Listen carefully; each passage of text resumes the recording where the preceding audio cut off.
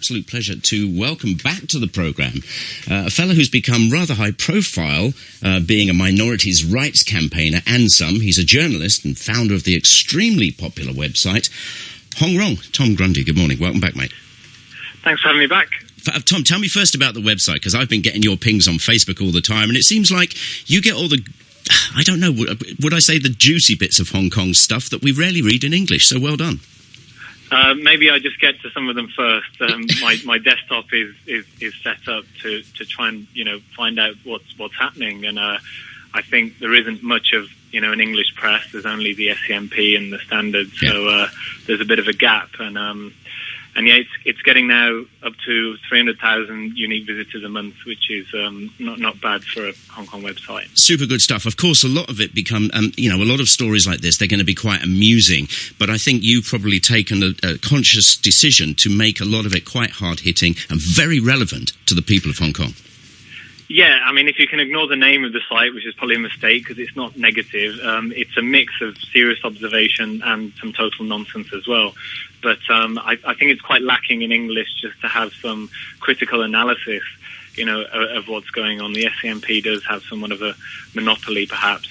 So there is a gap, I think, for this kind of criticism. And it's really only my blog and perhaps the Big Lai Chi Hemlock's blog, which offer that kind of political alternative. The sort of explanations to things. Actually, I think the name is quite appropriate, because a lot of the stuff that you and indeed Hemlock deal with are the things that make us do, you'd write face palm. If you go, oh my God, when you read this stuff.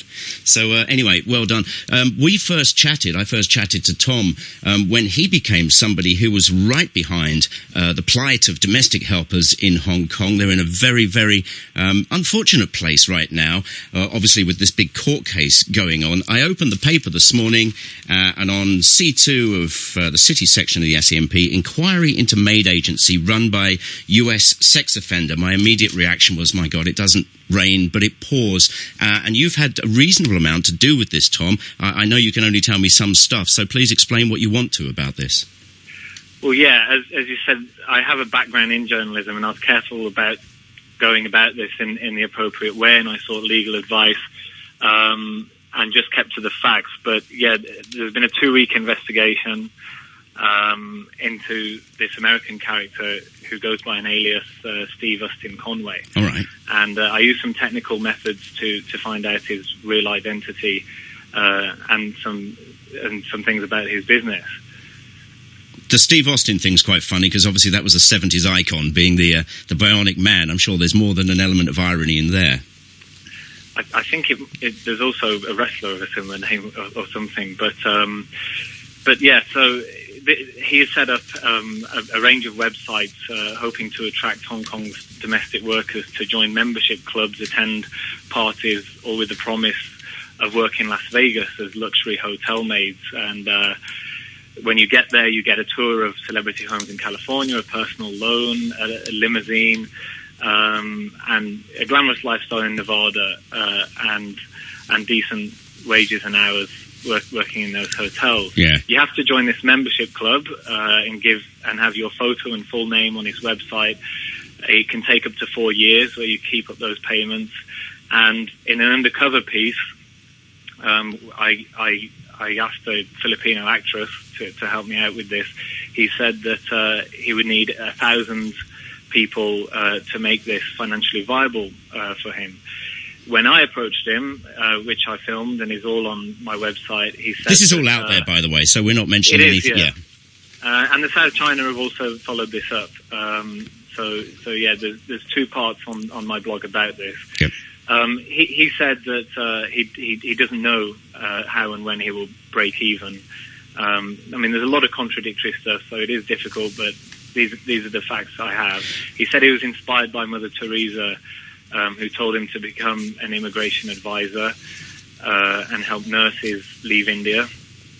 He got into some legal trouble there, apparently, as reported by the Times of India, and he was extradited from the Philippines last February for failing to sign on to the sex offenders register. And you can see openly online, because of the rules they have in the US, the convictions he has, 4 of them, including possession of child porn and molestation. He did have a response to all that, which is also on the website in a video. Yeah. But it seems, and this is why it was relevant, that that situation in the Philippines has arisen again, whereby as of last November, he has been due to sign on to that US sex offenders registry again. It does, Tom, it does rather sort of change the game a little bit, because up until now we've read stories about girls and guys, I suppose, from both the Philippines and Indonesia particularly, getting stuffed by people from their own country. Now, we bring in the element of an American here. It rather is a game changer. Yeah, he said that he didn't need a manpower license because he was actually exporting labour. But I think when you look at all this and it adds up, it just seems very unrealistic and suspicious, and he admits himself it's not financially viable, and there's been complaints to NGOs and to the Labour Department about what's being offered. He doesn't have a license to run a raffle, which he's offering $5 tickets for cash prizes of $100,000 and return flights and computers. He's also was offering last week a members-only Christmas party for up to 200,000 domestic workers at Disneyland this Christmas, which you can pay for in installments. So, you know, when you look at it, it does seem a little concerning that he does seem to be targeting one of the more vulnerable groups in Hong Kong. And as I reported just late last night, he'd been making visits to the refugee union and trying to get some women there to go for dinner with him, saying he'd got 25 wives and thousands of dollars in his bag. It sounds like more than just employment to me. It's hard to know. He did mention the dangers of sex trafficking. Exactly. And in going to Russia. He then went on to describe similar circumstances of having limo rides and promised, making lavish promises, about his own work scheme. One thing I haven't reported yet, which I'll follow up, which I'm happy to mention, is I found a hidden website which he's not linked to on any of his home pages, which suggests that he was doing the same thing in Singapore, very similar businesses and ideas and raffles.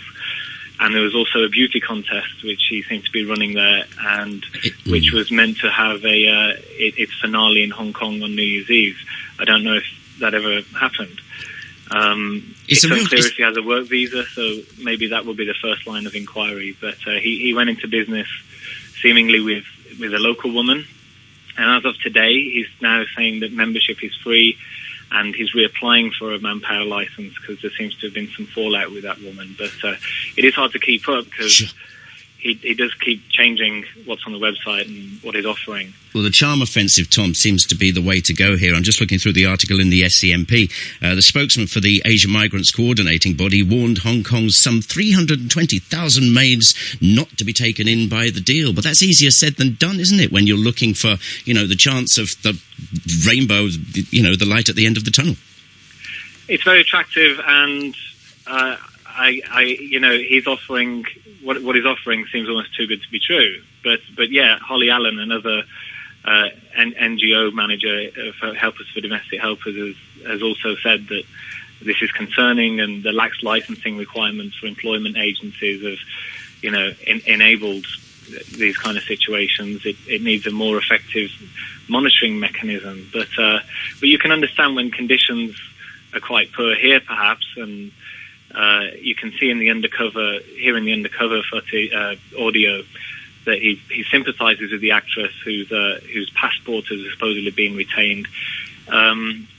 You can see how perhaps vulnerable domestic workers here may find this idea attractive. Another thing that this brings up, is the issue of immigration control here in Hong Kong. It's not so much who Hong Kong doesn't let in, because we've heard about all of those. If you're an anti-China artist or whatever, bye-bye. It's who Hong Kong does let in.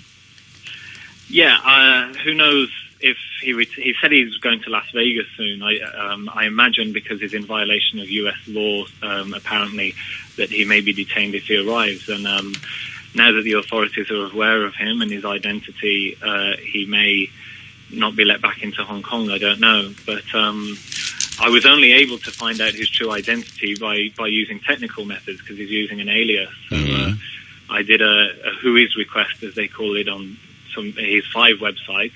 He'd applied some measure of privacy to 4 of the 5, but I was able to match some of the details and use reverse image searching to confirm that it was all the same person. And just Googling his real name, Noel Bagley, brings up a number of news stories and sex offender registry entries. But yeah, there you go. Well, you've got to put all the pieces together. I note here it says a spokesman for the Labour Department says, "We will take appropriate action upon completion of the investigation." Have you caught these guys with their trousers down? I don't know. It doesn't seem he was on their radar, until very recently. Some of the U.S. consulate have given a more general response saying that they take any allegations of criminal activity by U.S. citizens seriously and that people should contact the police. But it seems that it is being looked into now, and there's several lines they can press him on. But we'd, I guess, just have to see. It's out of my hands. I've just reported what's known, so see what happens in the next couple of weeks. Well, where is the guy? As I've said, our interaction took place in Chungking Mansions. Okay, so what I mean is... Originally, we were meant to meet at KFC, where he was offering up to 2,000 domestic workers a free meal to join up to his club. But we were asked to go to a hotel room in a cheap hotel in Chungking Mansions instead. I want to talk about the broader issue here. I think we haven't heard the last of this one for sure, Tom. I want to talk about the broader issue. You have been running the Hong Kong Helpers campaign, and I just said it's in the dire straits at the moment. We have Owiana's alleged abuser in court right now. Have you made much inroads, do you think, in this issue with Hong Kong Helpers? We've made submissions to the government. We've been working with local NGOs and trying to amplify, just what they're doing already. We don't directly do anything to help individual helpers. But in terms of media coverage and raising awareness like that, and some of the creative people and video makers that we've worked with, we're achieving our aims. But it's so disheartening and quite shocking that just nothing has changed yet again, really. There's been there's been a lot of glittering generalities and promises of reform, but nothing solid at all. And Owiana is now being held as one of the 100 most influential people in the world in terms of how her case has spearheaded awareness of what's going on here.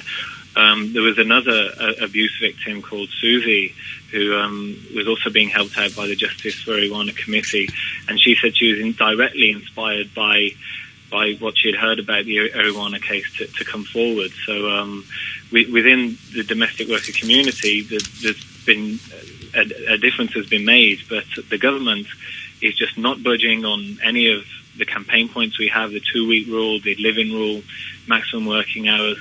So, this could very well happen all over again because the system's not changed and it's set up in a way that enables this to happen. Does that mean that the boarding houses are not above board? I really don't understand the legalities here. The boarding houses, what do you mean? Well, a lot of girls live in so-called boarding houses. They live together. I mean, Oh, yeah. That's illegal, right? Yeah, the women who choose to live out, and there are a few domestic workers as well as their employers who actually prefer that situation, they're breaking the rules. And there's confusion because people think that NGOs are saying scrap the living rule, but actually they just want to make it optional. And only about a third of domestic workers actually want to live out, but you should be able to choose an employer based on whether you live in or out. Well, tell me, a lot live quite happily actually in boarding situations out of the city. So, and that probably tends to mean that they've got more, liberal employers, I suppose. I've got a question for you, Tom. Do you happen to know if one of the domestic helpers lives outside, but she or he is living in a place that's either rented or owned by the employer? Is that legal? I don't know if... It's a good question, actually. I don't know if the landlord would be in any trouble for that. And he pays he pays the rent, he pays the mortgage, a tiny little place somewhere else. But the domestic helper lives there. One would assume that's legal, but I don't know. I imagine it would possibly be all right because you landlords don't ask about your work arrangements, so they would be ignorant to that. But yeah, a lot of these women prefer those situations, particularly if they've got partners or children. So it needs to be brought in line with international standards, just as so many international bodies, the UN even, and NGOs have been campaigning for. And I should mention there's actually a rally this Sunday at 10:30 from Southbourne Playground in Wan Chai, where a lot of domestic workers will be campaigning for Hong Kong to sign up to the ILO Convention on Domestic Workers. So this is an international standard on how this profession should be respected and regulated, basically. Now, you've had a chance... Sorry, carry on. That's all. Go on. All right. Yeah, you've had a chance to really look at this issue across the board. Of course, we've got the really extreme cases, and let's not forget, it's not just Hong Kong. We hear of some crackers coming out of Singapore as well. But looking at it as you've done, would you say these really extreme cases are still a minority, or is it a bit too much to ignore? Well, you're right that there are often worse abuse cases happening abroad. Singapore, for sure, Malaysia, and UAE. The Middle East. Yeah. But it's not a race to the bottom. You know, just because there is injustice elsewhere does not justify it here or make it any more forgivable. No. And, but is it a massive issue? That's what I'm saying. Obviously, the news focuses in on the big ones. There are very extreme ones, like we've heard in the last couple of years with Iriwana and Kartika, and there's underreported ones, such as the woman who had a finger cut off earlier this year. But no, I would say there's an epidemic of abuse, because a Mission for Migrant Workers survey just a couple of years ago said that 58% of domestic helpers are abused in some way or another, physically, verbally, or sexually. All right, Tom. Well, I've got to go to the news. Just a few seconds. Okay. Tell people how they can find you on Facebook, please. You can find us on Facebook, HK Helpers Campaign, or hkhelperscampaign.com, or my blog is hongrong.com. Best of luck. Thank you. We'll talk sometime soon. That's Tom Grundy there.